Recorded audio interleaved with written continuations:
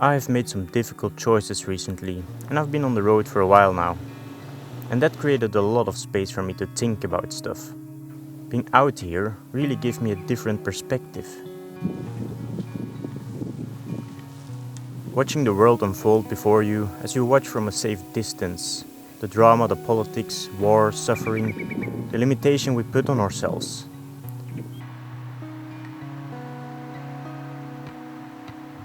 I've been journaling my thoughts and I'll try to share them with you the best I can. Starting about the golden cage we are living currently, comfort and security. Although it sounds nice on the surface, I feel it really can kill someone's soul and drive for anything. I have seen this to myself and other people around me.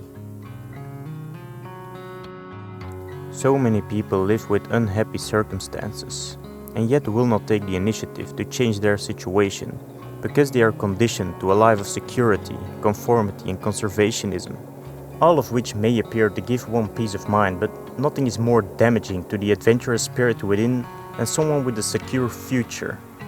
If you are listening to this, it's time to make a radical change in your lifestyle and begin to boldly do things which maybe previously never have thought of doing, or been too hesitant to attempt.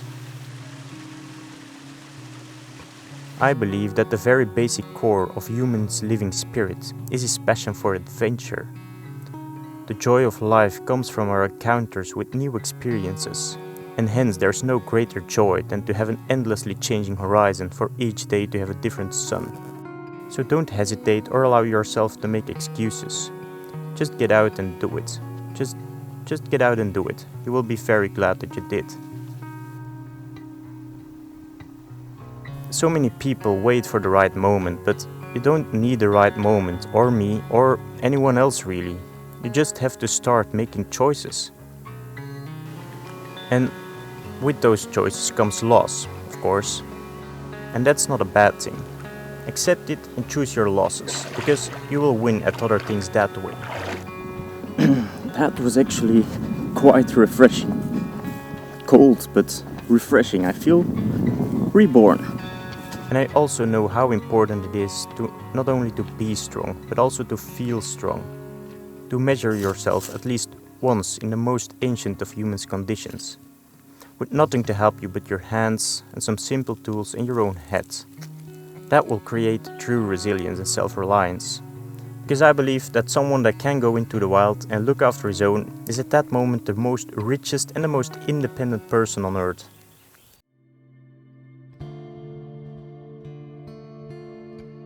I also noticed the shift in mindset while out here on my own. The feeling of just being out here without anybody is freeing, but also with a weight attached to it, the weight of absolute freedom. Most of us are not used at being alone. We tend to have a friend, family, or at least someone around us when we do things. When that's not the case, interesting things can start happening.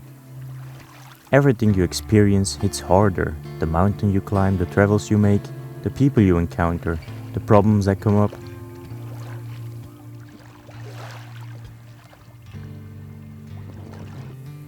You have to take responsibility for everything you do, and thus learn a great deal from everything while doing it. You'll become more independent and self-reliant from it. And things can get lonely while on this journey, and that's where you'll meet your true self and learn to confront it. Surrounded by only your own thoughts gives time and space to really process both griefs, joyous moments, dreams you have. So if you're not used to doing things alone, here's your calling, and start small.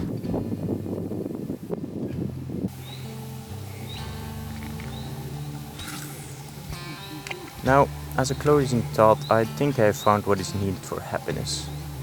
A quiet, secluded life in the countryside, the possibility of being useful to people whom it is easy to do good, and who are not accustomed to have it done to them. Yeah, öring we call these ones. Oh, okay. But we're gonna set it free now, because it's too small. I totally caught these fish myself, and totally no one else helped me. Yeah, no one else helped. Second one of the evening. Well, so I was just talking there with the guys, and suddenly something was on the line. It was just laying around there. And a simple job one hopes may be of some use to others.